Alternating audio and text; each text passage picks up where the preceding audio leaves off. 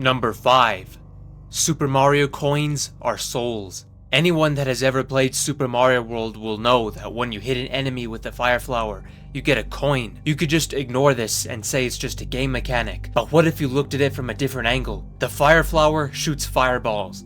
That is it. It's not the Midas flower, or the magically turn stuff into coins flower. It's a fire flower. It burns victims into a crisp. So why the hell would coins be left behind? The answer is they are souls. Well, why doesn't any other attacks give you coins though, you may ask? It's because the body isn't destroyed, and the soul simply isn't released. I believe that the coins scattered around the stages are from things that died long before you got there. Also, you are actually given a coin whenever Yoshi eats anything. This means that not only Yoshi can possess life force or something to create mushrooms somehow, but is also a devourer of souls. If you are a theory lover like me, you should already know of the countless Mushroom Kingdom residents Mario murdered during the first game. For those that don't know, the instruction manual for the original Super Mario Bros. States that the inhabitants of the Mushroom Kingdom were turned into bricks. Yes, the exact same ones that Mario smashed on his journey. If the bricks are Mushroom Kingdom residents, then how are there coins inside them? What if Mario was actually harvesting the souls of innocent toads? Something I noticed as you progress through Super Mario Bros.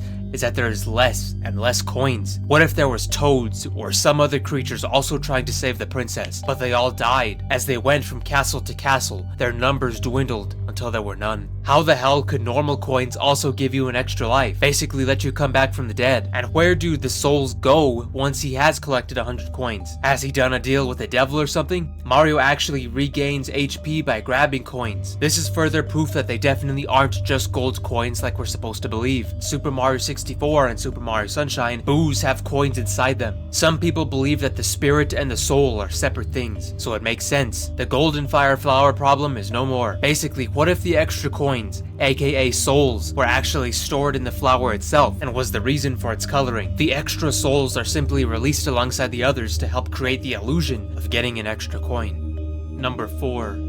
Donkey Kong killed Mario and Luigi's father. Cranky Kong of Donkey Kong Country was the original Donkey Kong from the arcade game, making his son, the present Donkey Kong Jr. This is something that is well established in the rare Donkey Kong games. The opening scene of Donkey Kong Country is Cranky standing on top of the original setting of Donkey Kong's arcade game's first level, getting pushed out of the way by DK. Cranky makes several references to being the original Donkey Kong through the course of the game. While the relationship between Cranky and Donkey Kong varies, the strongest indicator is the fact that Cranky refers to DK as his son in Donkey Kong 64. If Donkey Kong were Cranky's son, this makes the case that Donkey Kong from Donkey Kong Country today is actually the original Donkey Kong Jr. all grown up. Mario and Donkey Kong are the same age. Seen in Yoshi's Island DS, the Yoshis get help from many different babies to save baby Luigi in a prequel to the main Mario games. These babies include Peach, Wario, Bowser, Mario, and Donkey Kong, making them all around the same age. If we know this to be true, it would be impossible for adult Mario to share a game with Donkey Kong Jr. outside of Mario Kart and the sports games, which often have baby characters. But if this is true, then how does the game Donkey Kong Jr. even work? Known as the only game where Mario is the antagonist, whipping Cranky Kong into a cage while DK climbs to save him, it features a fully mustached Mario with a very young Donkey Kong. There could only be one explanation to this. The Mario from the Donkey Kong arcade games is not the Mario from the main series. It actually makes a lot of sense. Mario is a plumber who lives in the Mushroom Kingdom and loves Princess Peach, while Jumpman is a carpenter who lives in New York and loves his girlfriend Pauline. So either Mario made a ton of dramatic life choices after Donkey Kong Jr., or more simply, they are not the same person. We are also to assume that this would be impossible for the Pauline of the Mario vs. Donkey Kong games to be the same Pauline of the Donkey Kong arcade game, due to the fact that Pauline would have to age the same as Cranky Kong, making her elderly. This explanation is also a little nicer when you think about it. Jumpman is triumphant in winning Pauline's heart at the end of Donkey Kong, while Mario is innocent of evil crimes that Jumpman committed in Donkey Kong Jr. This is where more theory comes in. If Jumpman and Mario are not the same person, do they even have a relationship? Well, at the end of Yoshi's Island, it is shown that Mario and Yoshi have two parents. While a good look is never given for these two figures, they could very possibly be Pauline and Jumpman. So Mario and Donkey Kong have parents who we've met before, and Donkey Kong has even shared a game with Mario's possible father. It's pretty nice, right? Well, not for everybody. The antagonist of Donkey Kong Jr. dies at the end of the game. Okay, hear me out. In Donkey Kong, After getting hit with an obstacle on your way to the top, you do a couple of spins and finally fall to the ground with a halo around your head. You died. You have lives that could bring you back to life, but in that instance, you did die. Now, when you beat Donkey Kong, or Donkey Kong 3, Cranky falls to the ground, hits his head, and looks very dizzy. And as we know, he returns in more games well into his old age. This is the end of Donkey Kong Jr. Jumpman falls to the ground and lies down with a halo floating above his head. He's dead. As the main antagonist of the game, he has no extra lives, because it's impossible for this to be the Mario of games separate from the DK arcade games. He has never come back in a story that takes place after this. Even Donkey Kong 3, which takes place right after Donkey Kong Jr., and it doesn't feature him. Number 3.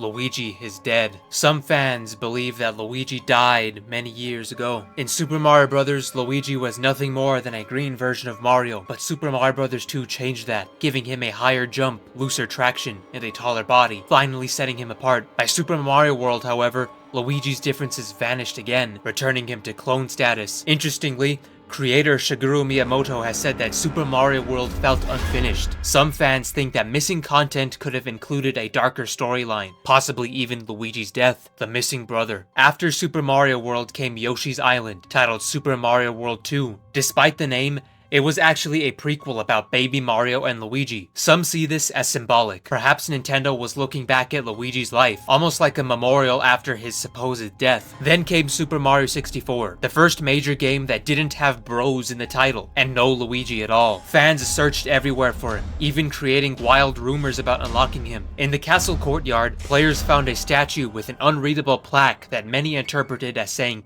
"L is real, 2401.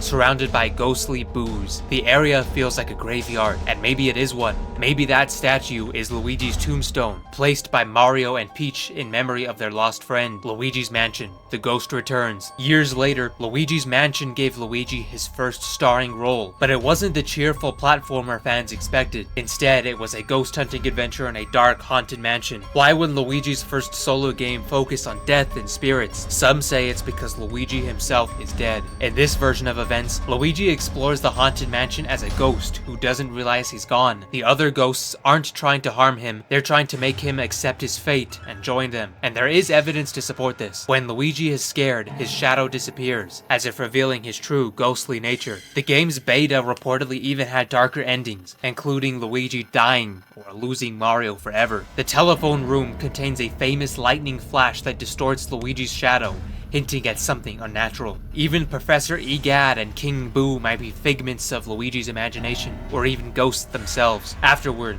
Luigi finally returned in Super Mario Galaxy, alive and well. Maybe Nintendo decided to bring him back, or maybe this was never even intended to be literal. Still, the eerie gaps, strange details, and ghostly themes across the Mario series make the Luigi is dead theory one of the most haunting and believable fan theories in gaming. Number 2. Mario and Luigi are both dead, and the Mushroom Kingdom is the afterlife. Consider the following. Mario dies at the end of Donkey Kong Jr. as a part of a cutscene. There is no alternate ending where he lives. The first Mario game to be confirmed to take place after Donkey Kong Jr. was Super Mario Bros., which features a dramatic shift in tone, world, and rules. The love interest and damsel in distress went from an ordinary woman to a fairy tale princess. The villain went from a gorilla to a fire-breathing turtle dragon thing, and the setting went from an unnamed city, often believed to be Brooklyn, New York, to a magical Mushroom Kingdom. And Mario remains forever ageless, while the original Donkey Kong has aged to the point of having a grandson about the same age as he was when he first faced Mario. So this has led fans to believe that Mario and Luigi are both dead, and the Mushroom Kingdom is the magical afterlife. Which does make a lot of sense considering the wacky characters that we meet, and the magical-like power-ups that we gain access to once we enter this world. Number 1.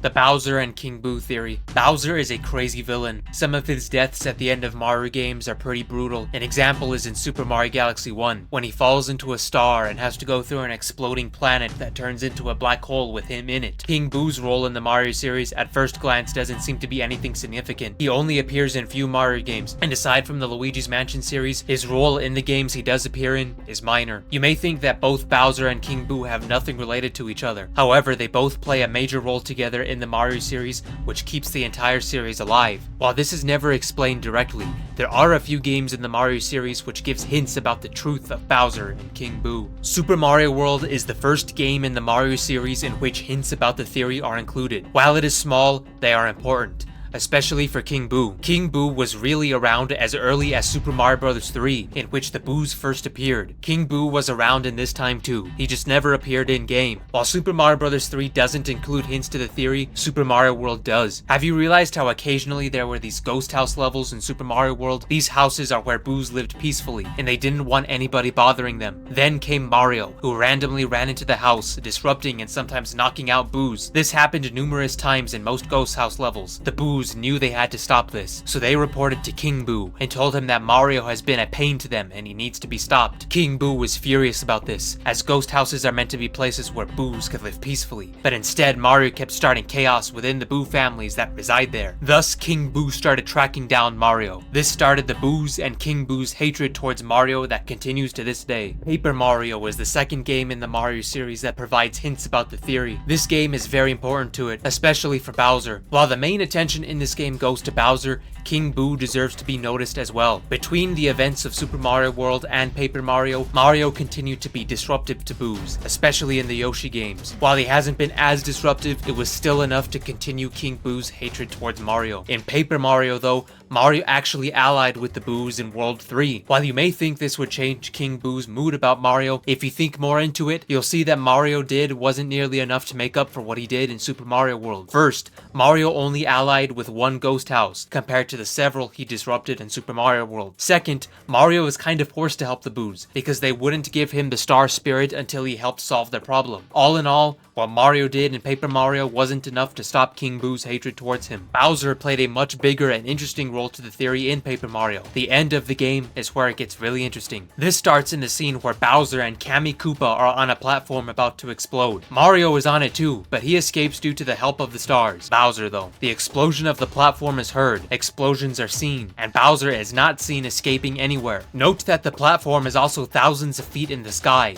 if not more. While Bowser's deaths before this game were a little understandable in how he survived, perhaps he could swim in lava and only got injured in his fall. There's no explanation on how Bowser can survive being on an exploding platform thousands of feet in the sky. The explosion, or at least the fall, should have killed him. In fact, proof of Bowser's death may be hinted in-game. At the very end of the game, when you must walk to Peach's castle to trigger the ending scene, go to the center part in town. In front of Merlin's house there should be a sign called the Toad Town News. After mentioning how Mario defeated Bowser and how Peach and his castle are safe, it also mentions this: Bowser was badly beaten and will likely never return. We're sure of it, almost positive. The sign clearly states how Bowser was beaten badly, which is true. Being on an exploding platform thousands of feet in the sky is literally a death sentence, even for someone as tough as Bowser. Mario also fell from the same height at the beginning of the game and also got killed, but he was shortly revived by the stars. The sign also states how Bowser won't return, which is true. There is literally no way Bowser can return if he is beaten up so badly that he is likely dead. But wait, if Bowser is dead, then why is he still alive as the main villain in the Mario series today? This is because the theory still expands to the Mario games after Paper Mario, Luigi's Mansion. Luigi's Mansion is perhaps the most important game to this theory. Both King Boo and Bowser play equally important roles in this game. This game is why the Mario series still has Bowser as the main villain today. While this is never told, it is hinted. The hints are actually shown right in front of you. It's just that it's hard for one to connect them all together. Fortunately, I was able to. You all know what happens at the start of the game. Luigi goes to the mansion that he has won in a contest, only to find out that it is much darker than what he was shown in the provided picture. He also doesn't know where Mario is, who went into the mansion before him. Luigi meets Professor Egad, who also gives him the Poltergust 3000. This is the first game where King Boo is seen in-game. He first appears after Luigi opens a trapdoor, and a bunch of Boos and King Boo fly out of it. About midway through the game, you see King Boo in a fancy room with Mario inside of a painting, struggling to get out. This is the first sign that King Boo is up to something sinister. But soon after, as one of the biggest hints about this theory is told. In Area 3, do you remember the fortune-telling ghost? After she says to the orb to show them all it can about Mario, she will say this: "What? What is this? Bowser? How can this be? I see the hideous form of Bowser. Is Bowser somewhere in this mansion? I cannot believe it. And yet I see it. I thought that Mario had soundly defeated Bowser. Has King Boo somehow revived Bowser? This could be horrible. Well, for you. She confirms that Bowser still exists, but she doesn't understand why, considering Mario soundly defeated Bowser. Remember that Paper Mario was the Mario game before Luigi's Mansion, and how the Toad Town news sign in Paper Mario also thought that Bowser wouldn't return. Also remember Bowser's brutal defeat at the end of Paper Mario? You see a connection here? The next hinted connection occurs when Luigi opens the door to King Boo's room. Before the battle begins, King Boo does some talking about Mario's painting. He does, however, mention a connection. I remember how much trouble you've caused me in the past. He says, this doesn't make sense at first, considering this is King Boo's first appearance in the series. But remember what I said earlier about Mario kept on going into the ghost houses in Super Mario World. That and other rude interactions with the Boos is what King Boo meant by trouble. After some talking, King Boo somehow makes the room do a 360 and make Mario painting turn into a Bowser painting. King Boo then goes into the Bowser painting and sucks Luigi in. Then you will fight the final boss on the roof of the mansion, Bowser, with King Boo inside of it. Remember, connections. Remember how the fortune-telling ghost mentioned on how King Boo could have somehow revived Bowser? All in all, King Boo wanted to get revenge on Mario for the trouble he did to other Boos by luring him into the mansion filled with ghosts, reviving his now dead archenemy, Bowser. Before Luigi's Mansion, Bowser is really Bowser himself. He wants to capture Peach and take over the Mushroom Kingdom. However, he fails, and instead gets hurt from falling into pits and swimming in lava, and perhaps even revived by magic in some of those cases. In Paper Mario though, after his plan failed, Bowser once and for all is destroyed as he deals with an explosion on a platform thousands of feet in the sky. The explosion was so extreme that Bowser's body was forever destroyed and lost, so not even magic can revive his body. It appeared like the Mushroom Kingdom and Princess Peach would be safe once and for all. However, King Boo had different plans. King Boo had a hatred for Mario for all the trouble he had caused with his Boos in games such as Super Mario World. He wanted revenge on Mario. He even perhaps has an infatuation with Peach and wants to find a way to marry her. King Boo found the chance when he found out about Bowser's death. He decided to capture Mario for himself and revive and create a new Bowser body to take over the Mushroom Kingdom for himself. Thus, he could get revenge on Mario and marry Peach, Bowser's body hiding the fact that he is really a ghost. Luigi, though, saved the day as he destroyed King Boo and his revived Bowser and saved Mario. However, as you all know, ghosts do not die. King Boo took over Bowser's body and controlled him. He continued with Bowser's plans. Bowser's plans after Luigi's Mansion are more evil than before because of this. Also, because Bowser is now controlled by King Boo, a ghost that is already dead anyway. Bowser keeps on coming back for more, no matter how brutal his death is. Like the Super Mario Galaxy death that we mentioned earlier. King Boo a few times does leave Bowser's body to destroy Mario Bros in his real form, but the Mario Bros are just too much for him, as his plans keep on getting spoiled by them. All in all, King Boo is currently really controlling Bowser's body, with many future goals in mind waiting to be accomplished. This is continuing to this day. King Boo is thinking of his next plan to marry Peach, get rid of the Mario Brothers, and take over the Mushroom Kingdom once and for all. So that was my Shemp Halloween special. I hope you guys enjoyed all of these theories today, and I hope I did a good job with my narration. So yeah, make sure to leave all of your thoughts down below, subscribe if you enjoyed, and I will see you in the next one. I hope you all have a happy and safe Halloween. Goodbye.